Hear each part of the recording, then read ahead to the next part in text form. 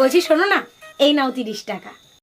সামনে জগদ্ধাত্রী পুজো তো, আমি তোমার কাছে টাকা জমাবো। হ্যাঁ আচ্ছা 30 টাকা আছে, তোমার কাছে রেখে দাও। আচ্ছা ঠিক আছে। 30 টাকা আছে কিন্তু। আরে হ্যাঁ 30 টাকা। এই শোনো না, এ নাও 1000 টাকা। আজকে কিন্তু আমি তোমার 1000 টাকা দিলাম, মনে রেখো কিন্তু। আচ্ছা ঠিক করে রেখে দাও তাহলে তোমার কাছে।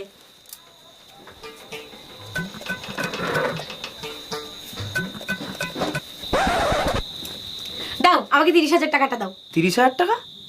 কিসের 30,000 টাকা? আরে তোমার মনে নেই তোমার কাছে আমি টাকা জমাচ্ছিলাম? ও তুমি একদিন 30 টাকা একদিন 1000 টাকা দিয়েছিলে, 1030 টাকা। 1030?